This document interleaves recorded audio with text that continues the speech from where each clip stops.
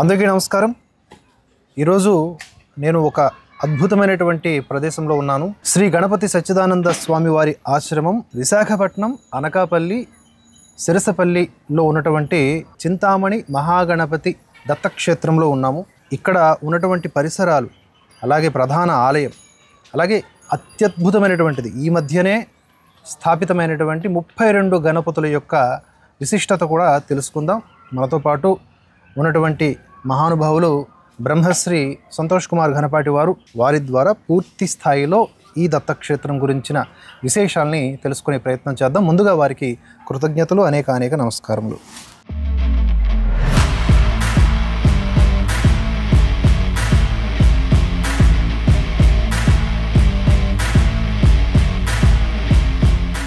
చాలా సంతోషం అండి స్వామి. మీరు ముందుగా మా ప్రేక్షకులకి, భరతవర్ష ప్రేక్షకులందరికీ కూడా చింతామణి గణపతి దత్తక్షేత్రం తరపున స్వాగతం, సుస్వాగతం. నేడు భరతవర్ష ఛానల్ నుండి శ్రీమాన్ దువ్వాడ శివప్రసాద్ గారు మనతో ఉన్నారు. మనతో అనంటే చింతామణి గణపతి దత్తక్షేత్రంలో వారు ఉన్నారండి. చక్కగా దర్శనం చేసుకుని ఆశ్రమానికి సంబంధించి 10 మందికి కూడా తెలియజేయాలి అనేటటువంటి ఉద్దేశంతో వారిక్కడికి ఆత్మీయంగా రావడం జరిగింది. వారికి అలాగే వారి పరివారానికి, భరతవర్ష సమస్త ప్రేక్షకులకు కూడా ఆశ్రమం తరపున నేను స్వాగతాన్ని కోరుకుంటూ ఉన్నాను. అనేక సుస్వాగతాలు తెలియజేస్తూ ఉన్నాను.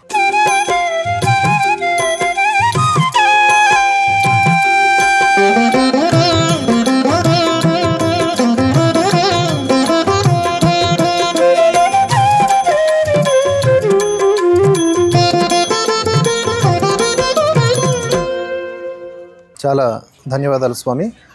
మనం ఈరోజు వీలైనంత తక్కువ సమయంలో ఈ దత్తక్షేత్రం గురించి ఎక్కువ సమాచారాన్ని అందించాలనుకుంటున్నాను. నేనైతే ముందుగా ఇక్కడ ఎంట్రన్స్లోనే మొత్తం నిర్మాణ శైలి కానీ, ఈ ఉన్నటువంటి 3 ఎకరాల స్వామి, ఈ 3 ఎకరాల ప్రాంగణం అంతా కూడా ప్రకృతి మధ్యలో మరింత ప్రకృతి శోభిల్లేలాగా, ఈ కాన్సెప్ట్ ఎవరిది, అసలు దీని వెనుకున్నటువంటి దాన్ని ఏమంటారు, శాస్త్రీయత ఏంటి? మొట్టమొదటండి, మనందరికీ తెలిసినటువంటి సుప్రసిద్ధ గురువులు, ప్రఖ్యాత మైసూరు అవధూత దత్తపీఠాధిపతులు, పరమ పూజ్యులు శ్రీ గణపతి సచ్చిదానంద స్వామీజీ వారి గురించి మనందరికీ తెలుసు. వారు అనేక క్షేత్రాలు తిరుగుతూ ఉంటారు, విశ్వయాత్రలు చేస్తూ ఉంటారు. వారు ఒకానొక సందర్భంలో వారణాసి క్షేత్రంలో ఉన్నటువంటి చింతామణి గణపతిని దర్శించినప్పుడు ఆ గణపతికి వీరు మొక్కుకున్నట్లుగా ఆ గణపతి సన్నిధిలో సంకల్పం తీసుకున్నారు వీరు. ఓకే. ఏమని? చింతామణి గణపతి క్షేత్రం ఇదే విధంగా నా చేత ఎక్కడైనా నిర్మింపబడాలిగాక అని వారు అనుకున్నారు. అనుకున్న తర్వాత వారు అనుకుని చాలా కాలం అయింది. అలాగా కాలం గడుస్తూ ఉండగా ఒకానొక శుభ సందర్భంలో వారికి విశాఖపట్నం రైల్వే స్టేషన్ నుండి 30 కిలోమీటర్ల దూరంలో ఉన్నటువంటి, విశాఖపట్నం విమానాశ్రయం నుండి 27 కిలోమీటర్ల దూరంలో ఉన్నటువంటి, అనకాపల్లి నుండి కేవలం 10 కిలోమీటర్ల దూరంలో ఉన్నటువంటి ఈ స్థలం వారికి ఒక భక్తుల ద్వారా వచ్చిందన్నమాట. వస్తే వారేమనుకున్నారు, వారు ఇక్కడే నేను చింతామణి గణపతి క్షేత్రాన్ని నిర్మించాలి అని వారు సంకల్పం తీసుకుని, ఎవరైతే ఈ స్థల యజమాని ఉంటారో ఆ యజమానికి డబ్బులు ఇచ్చి ఆ స్థలం చక్కగా కొనుక్కోవాలి అని వారు అనుకున్నారు. అనుకున్న తర్వాత సంబంధించినటువంటి కొంతమంది వారి భక్తగణంలో ఉంటారు కదండి, అనేక మంది న్యాయమూర్తులు, వాళ్ళకి చెప్తే వాళ్ళు వెళ్ళి ఈ స్థల యజమానులతో మాట్లాడడం జరిగింది. యజమానులు ఈ స్థలం ఇంత అని బేరం పెట్టడం, ఇదంతా కూడా మాటలన్నీ కూడా ముగిసిపోయాయి. స్వామివారు ఇక్కడికి వస్తారు. వచ్చినప్పుడు అధికారికంగా మిగిలినటువంటి ప్రక్రియ పూర్తి చేద్దాం అనుకున్నారు. స్వామివారు ఇక్కడికి రానే వచ్చినప్పుడు ఈ స్థల యజమాని శ్రీమాన్ రామారావు గారు స్వామివారిని చూడగానే, ఈయనకు నేను అమ్మడం ఏమిటి, నేను అమ్మను అని అన్నారు. అమ్మకపోవడం ఏమిటి అని అంటే కనుక, నేను అమ్మను, ఉచితంగా ఇచ్చేస్తాను, నాకు భగవంతుడు అనేక స్థలాలు ఇచ్చాడు, ఇంత మంచి ఒక సంకల్పానికి లక్ష్యానికి డబ్బులు తీసుకోవడం ఏమిటి, అందువల్ల నేను రూపాయి తీసుకోవటం లేదు, నేను స్థలం మొత్తం ఇచ్చేస్తున్నాను అని వారు వ్రాసి ఇచ్చివేయడం జరిగిందన్నమాట అండి. ఓకే. అందువల్ల అలాంటి పరిస్థితుల్లో పూజ్య స్వామీజీ వారికి ఈ యొక్క స్థల సేకరణ అనేది జరిగిందండి. స్వామీజీ వారు కపిల మహర్షి సంచరించినటువంటి ప్రదేశం ఇది అని వారు చెప్పారు. ఇక్కడ మీరు చూస్తే కనుక ఇది సహజంగానే ఇది ప్రకృతి ఒడిలో ఉంది. ఈ యొక్క స్థలం మీరు గమనించినట్లయితే ఒక కొండ కింద అనేక చెట్లు ఇవన్నీ కూడా ఉన్నాయి. కొండ సహజంగా ఉంది. ఆ తర్వాత ఇక్కడ ఈ స్థలాన్ని చదును చేసిన తర్వాత స్వామీజీ వారు కూడా ఈ పచ్చదనం మాత్రం ఇలాగే ఉండాలి, పచ్చదనానికి ఎక్కడ ఢోకా రాకూడదు అని మొదటి నుండి చెబుతూ ఉన్నారు. ఎందుకనంటే పార్వతీదేవి దేవీ భాగవతంలో ఆవిడేమంటారంటే, నా యొక్క స్వరూపమే ప్రకృతి యొక్క స్వరూపమే నేను అని పార్వతీదేవి అన్నప్పుడు సాక్షాత్తుగా మనకి ప్రకృతి అని అంటే పార్వతీదేవేనండి. కావున స్వామీజీ వారి అభిప్రాయం ఏమిటి అని అంటే కనుక మనం ప్రకృతిని ఏదైనా మనం కొంచెం ఇబ్బంది పెట్టామంటే మనం సాక్షాత్తుగా అమ్మవారికి హాని కలిగిస్తున్నట్టు లెక్క. కావున అలాంటి పనులు మీరు దయచేసి చేయకండి, ఇక్కడ ప్రకృతి ఎంత వీలైతే అంత పెంచండి అని స్వామీజీ వారు అప్పటి నుండి ఇప్పటి వరకు కూడా చెబుతూ రావడం జరిగిందన్నమాట. అవును.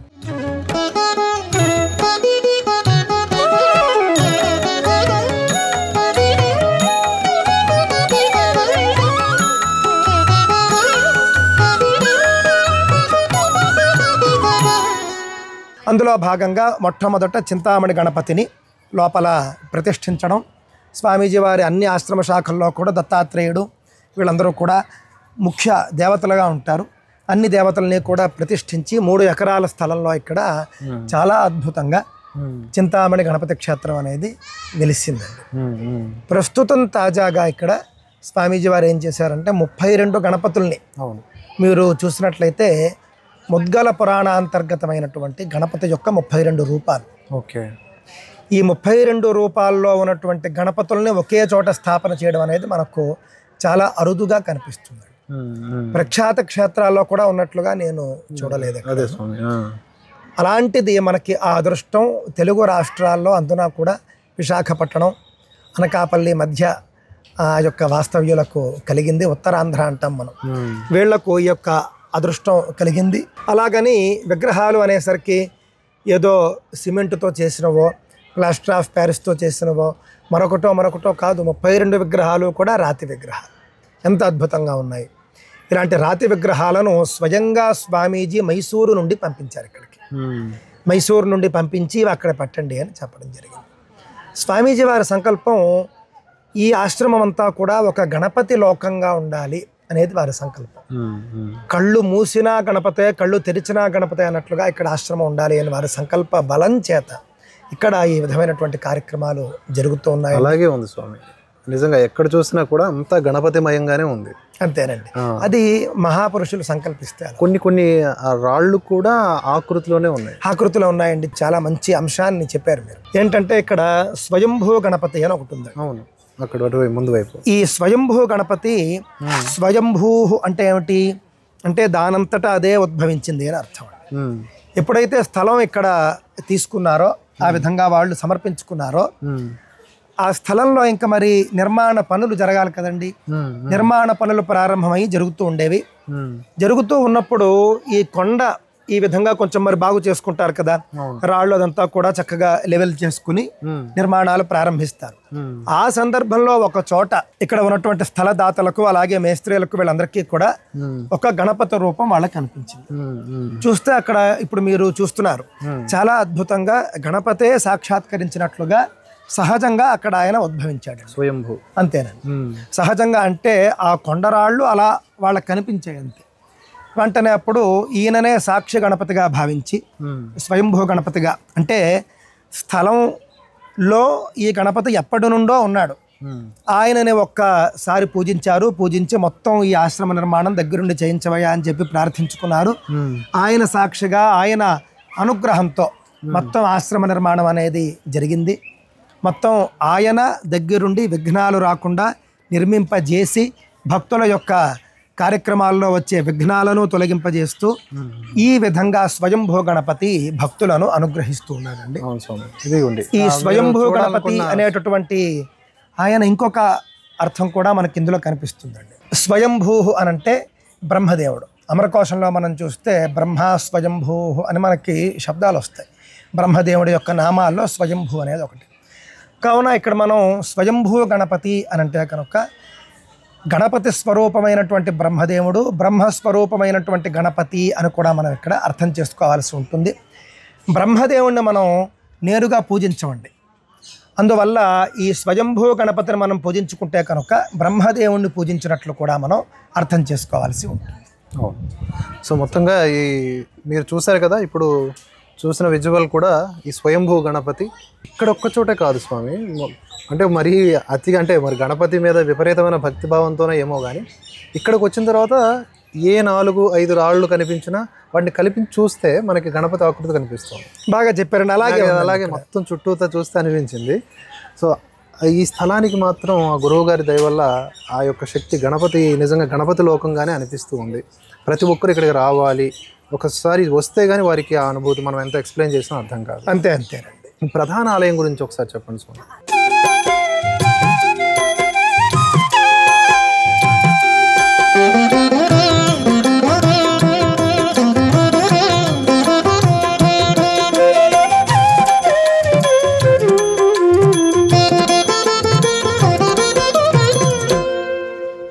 మనం ప్రధాన ఆలయం గురించి చూసుకుంటారండి, చింతామణి గణపతి అని గర్భగుడిలో ఉన్నటువంటి మూర్తి నామధేయం అండి. ఓకే. ఏమిటి చింతామణి గణపతి?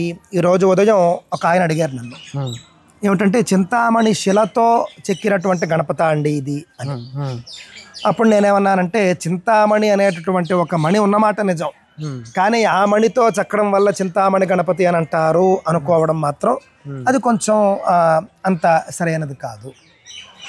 చింత అంటే కోరిక లేదా బాధ, మణి అని అంటే నిధి, అంటే కోరికలను తీర్చేటటువంటి ఒక నిధి, బాధలను పోగొట్టేటటువంటి ఒక నిధి, ఆ నిధి రూపంలో ఉన్నటువంటి గణపతి.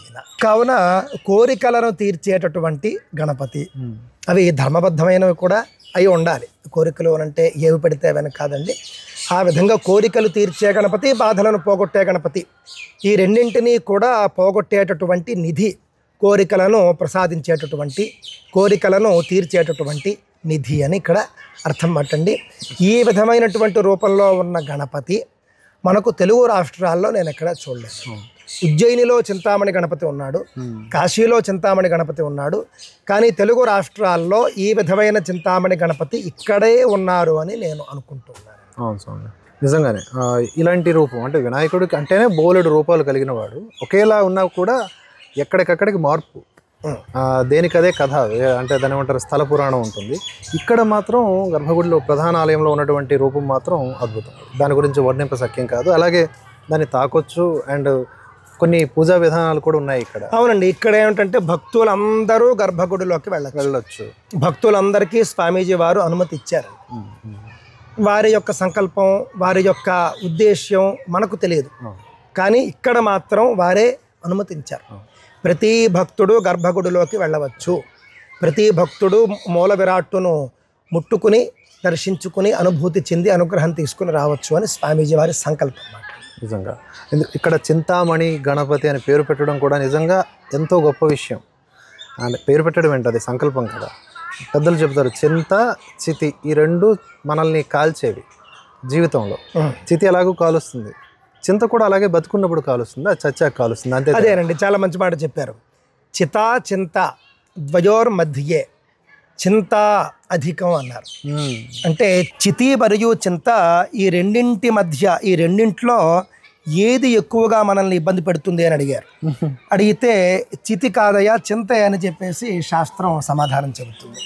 ఆ విధంగా చితి కంటే కూడా వేగంగా మనిషిని దహింపజేసేటటువంటి చింత ఏదైతే ఉందో ఆ చింతను పోగొట్టేటటువంటి గణపతి. చింతతో లోపలే దహించుకుపోతూ ఉంటారు, అనారోగ్యం పాలైపోతూ ఉంటారు. బెంగ అని మనం అంటాం, బెంగ పెట్టేసుకున్నాడు రావాడు అని అంటారంటే ఒక రకమైన చింత. ఆ విధంగా అన్ని చింతలను పోగొడుతూ భక్తుల పాలిట కల్పవృక్షంలాగా ఈ చింతామణి గణపతి ఇక్కడ విలసిల్లుతూ ఉన్నాడు.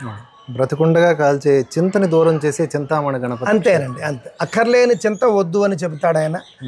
చక్కగా ఆ విధంగా భక్తుల్ని అనుగ్రహిస్తాడు. ఇక్కడ చాలా ప్రత్యేకమైన ఏర్పాట్లు ఉన్నాయండి లోపల. అవును స్వామి. 21 పత్రాలతో మనం వినాయక చవితి నాడు పూజ చేస్తాం. 21 పత్రాలు కూడా ఇక్కడ ప్రతి ఆదివారం నాడు కూడా ఇక్కడ అందుబాటులో ఉంచుతారు. వాళ్ళు ఏదో ₹1 ఎంతో ₹10 ఎంతో పెట్టుకున్నారు.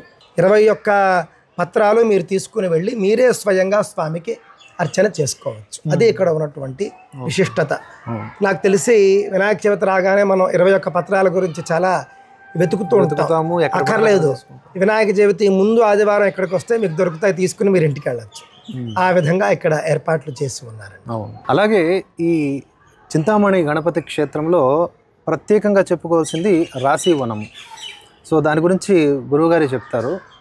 అసలు ఏది చెప్పినా కూడా, ఎంత చెప్పినా కూడా మీరు వచ్చి ఇక్కడ చూస్తే తప్ప మీకు పూర్తి స్థాయి అనుభవం కలగదు. కాబట్టి గుర్తుపెట్టుకోండి ఒక్క లైను. స్వామి మీరే చెప్పాలి ఆ రాశివనం గురించి, దాని విశిష్టత, ఎందుకు అది ఇక్కడ పెట్టారని.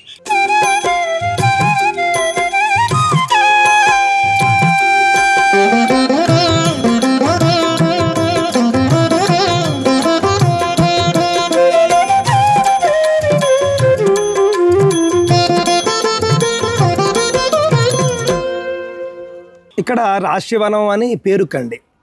అంటే కేవలం రాశులకు సంబంధించిన చెట్లు మాత్రమే ఉంటాయని కాదు, 12 రాశులకు సంబంధించిన చెట్లు ఉంటాయి ఇక్కడ. మేషాది 12 రాశులకు 12 చెట్లు ఉంటాయి ఈ రాశివనంలో. దాంతోపాటుగా 27 నక్షత్రాలకు 27 చెట్లు, 9 గ్రహాలకు 9 చెట్లు. కావున రాశి గ్రహ నక్షత్రవనం. అది ఏమిటి వీటి ప్రయోజనము అని అంటే కనుక 12 రాశుల్లో మీ రాశి ఏదైతే ఆ రాశి వృక్షం వద్దకు వెళ్ళి మీరు ప్రదక్షిణ చేయడం, పూజ చేసుకోవడం మీరు చేయవచ్చు. అలాగే నక్షత్రాల్లో కూడా మీ నక్షత్రం ఏదైతే ఆ నక్షత్రానికి సంబంధించినటువంటి చెట్టుకు మీరు ప్రదక్షిణ చేయవచ్చు. అలాగే జాతక పరంగా మీ జాతకంలో ఏ గ్రహం అయితే బలహీనంగా ఉందో ఆ గ్రహానికి సంబంధించినటువంటి చెట్టు వద్దకు వెళ్ళి మీరు ప్రదక్షిణలు, పూజలు చేసుకోవచ్చు. తద్వారా మీకు జీవితంలో కలిగేటటువంటి అనేక సమస్యల నుండి ఉపశమనం మీకు లభిస్తుంది. అంటే మనందరికీ కూడా ఒక అదృష్టం ఏమిటంటే సనాతన ధర్మంలో చెట్లు ప్రత్యక్ష దైవాలు. ఇతర మతాల వాళ్ళకి పాపం ఆ అవకాశం లేదు, వాళ్ళ గ్రంథాలు అనుమతించవు. కానీ మన సనాతన ధర్మంలో కదిలేటటువంటి దైవం. మీకు చెట్టు స్థావరం ఒక చోట స్థిరంగా ఉంటుంది కానీ కదులుతుంది. ఆ విధంగా ఒక చెట్టు మనకు కదులుతూ కనిపిస్తుంది. అంటే మనకు భగవంతుడు చెట్టు రూపంలో కనిపిస్తాడు, పుట్ట రూపంలో కనిపిస్తాడు, గోవు రూపంలో కనిపిస్తాడు, పక్షి రూపంలో కనిపిస్తాడు. ఆ విధంగా ఇక్కడ చెట్ల రూపంలో మనకు దేవతలు ఉన్నట్టే లెక్క. రావి చెట్టులో మహావిష్ణువు ఉంటాడు, మర్రి చెట్టులో పరమశివుడు ఉంటాడు, మోదుగు చెట్టులో బ్రహ్మదేవుడు ఉంటాడు. ఈ విధంగా మనం చూసినప్పుడు ఈ రాశివనంలో అన్ని నక్షత్రాలకు, అన్ని రాశులకు, అన్ని గ్రహాలకు సంబంధించిన చెట్లు ఉన్నాయి. ఎవరి రాశి వాళ్ళు ఆ చెట్టుకి, ఏ గ్రహం బలహీనంగా ఉంటే ఆ చెట్టుకి, ఏ నక్షత్రం వాళ్ళు ఆ చెట్టుకి ప్రదక్షిణలు చేసుకుంటే కొంతవరకు వాళ్ళు ఉపశమనం లభించేటటువంటి అవకాశం ఉంటుందండి. అవును. ఇంకొక విషయం కూడా నేను గమనించాను స్వామి, అంటే ఈ వృక్షాలన్నీ లేదా ఈ మొక్కలన్నీ కూడా విభిన్న ప్రాంతాల్లో పెరిగేటివి, అన్నీ ఒక చోట పెరగడం అసాధ్యం. కానీ ఇక్కడ రుద్రాక్ష చెట్టు ఉంది, అలాగే మీరు చెప్పినటువంటి నక్షత్రాలకు సంబంధించి, రాసులకు సంబంధించి, గ్రహాలకు సంబంధించిన చెట్లు కూడా అన్నీ ఆరోగ్యకరంగా పెరుగుతున్నాయి. అంటే మహాగురువులైనటువంటి గణపతి సచ్చిదానంద స్వామి వారి సంకల్ప శక్తి ఎంత గొప్పది అని చెప్పడానికి ఇది ఒక మంచి ఉదాహరణ. అంటే ఈ 21 లేదా ఈ 27 ఈ మొక్కలు ఏవైతే ఉన్నాయో అన్ని చోట్ల అన్ని రకాలైనటువంటి, అంటే ఒకే రకమైనటువంటి వాతావరణ పరిస్థితులు పెరగవు కదా స్వామి. అవునండి, అవును. కానీ ఇక్కడ పెరుగుతున్నాయి. ముఖ్యంగా రుద్రాక్ష చెట్టు నాకు తెలిసి చల్లగా ఉన్న చోట మాత్రమే ఎక్కువగా పెరుగుతూ ఉంటుంది. ఎండాకాలంలో ఇక్కడ ఉష్ణోగ్రత ఎలా ఉంటుందో మనకు తెలుసు, చాలా అగ్నిగుండం లాగా ఉంటుంది. కానీ ఇక్కడ రుద్రాక్ష చెట్టు మాత్రం చాలా చక్కగా ఇక్కడ పెరుగుతున్నది. తమలపాకులు కూడా ఇక్కడ చాలా చక్కగా పెంచుతారు. ఈ విధంగా ఇక్కడ ఒక ప్రకృతి మాత యొక్క అనుగ్రహం, అంటే పార్వతీదేవి యొక్క అనుగ్రహం చేత, పరమ పూజ్య స్వామీజీ వారి యొక్క సంకల్పం చేత, అంటే మనం స్వామీజీ వారి జీవిత చరిత్ర చూస్తే వారికి గణపతి మిత్రుడు అని దాంట్లో ఉంటుంది. చిన్నప్పటి నుండి కూడా వారితో గణపతి మాట్లాడడం, గణపతితో ఒక రకమైనటువంటి మైత్రి స్వామి వారికి ఉంది. అందుకే ఒకానొక సందర్భంలో గణపతే స్వయంగా నా పేరును నీ పేరుకి తగిల్చుకొని పెట్టుకో అని చెప్పేసి ఆదేశించినట్లుగా, అంతవరకు సచ్చిదానంద అనే పేరు మాత్రమే ఉండగా గణపతి సచ్చిదానంద స్వామి అనేటటువంటి పేరు వారికి వచ్చినట్లుగా మనకు జీవిత చరిత్రలో కనిపిస్తున్నదండి. ఆ విధంగా వారి యొక్క సంకల్పానికి గణపతి అనుగ్రహించాడు. అంతేకాకుండా తన కుమారుడైనటువంటి గణపతికి మిత్రుడు ఈయన కావున వారి యొక్క ఆశ్రమంలో ఈ విధంగా ఉండాలి అని చెప్పేసి సాక్షాత్తుగా అమ్మవారే సంకల్పించిందేమో అని మనకు అనిపిస్తూ ఉంది. ఎస్ స్వామి.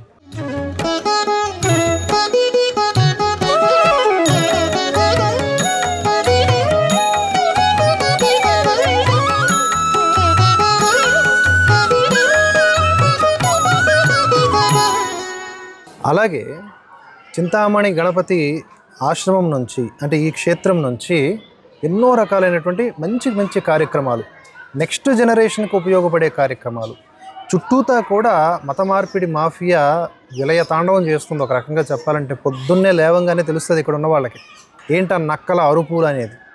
సో ఆ బాధ సనాతన ధర్మం పట్ల విపరీతమైన అనురక్తి ఉన్నవాడికి తెలుస్తుంది. అలాంటి అంటే విషమమైనటువంటి సంస్కృతి పెచ్చురెళ్ళుతున్నటువంటి ఈ చుట్టుపక్కల ఉన్నటువంటి ప్రదేశంలో నిజంగా మన గురువు గారు ఎంచుకున్నటువంటి స్థలం కూడా ఒక కారణం ఉంది. ఏదో అలా వచ్చి చూచాయిగా చేసినటువంటిది కాదు. ఇక్కడ ఏది తంతుగా జరగట్లేదు, అంత ఘనంగానే జరుగుతూ ఉంది. స్వామి మీరు చెప్పండి, ఈ క్షేత్రం కేంద్రంగా ఏమేం కార్యక్రమాలు జరుగుతున్నాయి, భవిష్యత్తు కార్యాచరణ? ముఖ్యంగా అండి ప్రతి ఆదివారం కూడా స్థానికంగా ఉన్నటువంటి పిల్లలు విద్యార్థులు ఉంటారు చూసారా, చిన్న వయస్సు నుండి ఒక 10th క్లాస్ వరకు ఉన్నటువంటి విద్యార్థులకు ఇక్కడ ఆదివారం పూట ప్రత్యేక తరగతులు జరుగుతున్నాయి. ఉదయం 8 గంటలకల్లా వచ్చేస్తారు. అన్లిమిటెడ్ ఎంతమంది అయినా రావచ్చు. వాళ్ళకు సాయంత్రం 5 వరకు రకరకాల యాక్టివిటీస్ ఉంటాయండి. భగవద్గీత నేర్పిస్తారు, యోగా నేర్పిస్తారు, సూర్య నమస్కారాలు నేర్పిస్తారు, ఆటలు ఉంటాయి, ఆటల పోటీలు ఉంటాయి. ఇక్కడే ఉదయం టిఫిను, మధ్యాహ్నం భోజనం, సాయంత్రం స్నాక్స్ ఏర్పాట్లు ఉంటాయి. వాళ్ళు రావడానికి వెళ్ళడానికి ట్రాన్స్పోర్ట్ మొత్తం ఫ్రీ ఆఫ్ కాస్ట్ ఇక్కడ వీళ్ళు ఏర్పాట్లు చేస్తారు పూజ్య స్వామీజీ వారి సంకల్పంతో. ఆ విధంగా మీరు చూస్తే కనుక వందలాది మంది పిల్లలు, ఇప్పుడు నాకు తెలిసి ప్రతి ఆదివారము కూడా 300 మంది పిల్లలు వస్తున్నారు. ముఖ్యంగా ఈ 300 మంది పిల్లలను కూడా సనాతన ధర్మం పట్ల ఒక నిబద్ధత కలిగిన వారిగా తీర్చిదిద్దుతూ ఉన్నారు. వాళ్ళు శారీరక వ్యాయామం కూడా వారికి ఉండాలి. అందుకని మన సాంప్రదాయ యోగా, సూర్య నమస్కారాలు వారికి నేర్పిస్తూ ఉన్నారు. భగవద్గీత నేర్పిస్తున్నారు. ఎందుకు అంటే పిల్లలు స్కూళ్ళలో ఎంత చదువుకున్నప్పటికీ రేపన్న నాడు ఒక సమస్య వచ్చినప్పుడు ఆ సమస్యను ఏ విధంగా ఎదుర్కోవాలి అని నేర్పించేది భగవద్గీత. భగవద్గీత లేకుండా వీళ్ళు ఎన్ని డిగ్రీలు సాధించినా కూడా వీళ్ళకి ఇబ్బంది. భగవద్గీత చేతిలో ఉంటే వాళ్ళు ఎన్ని సమస్యల నుండి అయినా కూడా వాళ్ళు ధైర్యంగా బయటపడగలుగుతారు. అందువల్ల భగవద్గీతను ప్రత్యేకంగా ఇక్కడ నేర్పిస్తారు, ఉచితంగానే నేర్పిస్తారు. ఆ తర్వాత వాళ్ళతో కంఠస్థం చేయిస్తారు. మైసూరు దత్తపీఠంలో భగవద్గీత పరీక్షలు సంవత్సరంకి ఒకసారి జరుగుతాయి. అందులో వీళ్ళు పరీక్ష ఇచ్చి వీళ్ళు కనుక పట్టా పొందినట్లయితే వాళ్లకు స్వయంగా స్వామీజీ వారు గోల్డ్ మెడల్ కూడా వేస్తారు. ఈ విధంగా భగవద్గీత యజ్ఞం పూజ్య స్వామీజీ వారు చేస్తూ ఉన్నారు. కొన్ని వేల మంది గోల్డ్ మెడల్స్ తీసుకున్నారు ఇప్పటిదాకా.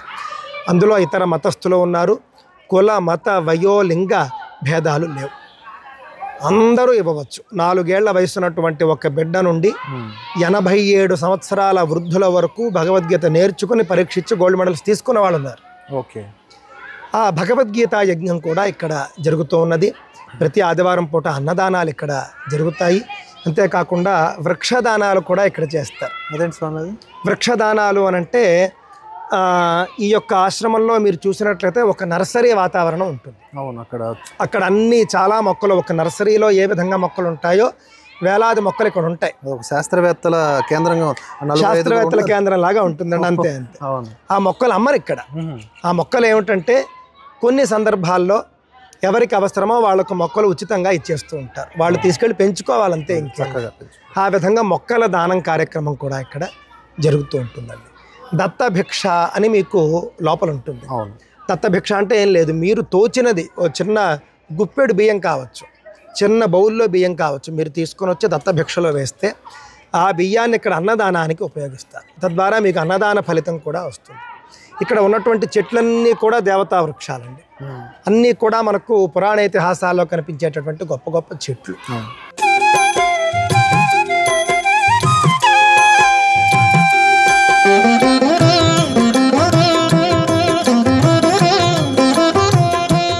ఆ విధంగా ఇక్కడ ఆంజనేయ స్వామి దేవాలయం ఒకటి ఉంది. ఇక్కడ పూర్ణ ఫల దీక్ష అని మీరు చూసినట్లయితే అక్కడ కొబ్బరి బొండాలు కట్టారు చూడండి. ఈ పూర్ణ ఫల దీక్ష ఉంది చూసారా, ఇది కూడా మనకు పురాణాల్లో కనిపిస్తుందండి. స్వామి ఈ దీని పేరు పూర్ణ ఫల దీక్ష అంటారు. ఆంజనేయ స్వామికి ఈ విధంగా పూర్ణ ఫలము అంటే కనుక నిండు కొబ్బరికాయ. ఓకే. దీనిని ఒక దీక్షా రూపంలో స్వామికి సమర్పించుకునే ప్రక్రియకు పూర్ణ ఫల దీక్ష అని పేరు. అవునండి, ఇక్కడ మీరు చూస్తున్నారు. ఉదాహరణకు మీకు ఒక కోరిక ఉంది, మీరు ఈ రోజే వస్తారు, వచ్చి నాకు ఫలానా సమస్య ఉందండి, ఫలానా కోరిక ఉందండి, ఫలానా పని అవ్వాలి, కావున పూర్ణ ఫల దీక్ష కడదాం అనుకుంటున్నాను అన్న వెంటనే మీకు అక్కడ చీటీ తీసుకుంటారు, ఒక కొబ్బరి బొండం ఇస్తారు మీకు చక్కగాను, దాని మీద ఒక నెంబరు డేటు అన్నీ ఉంటాయి, వేసి ఇస్తారు.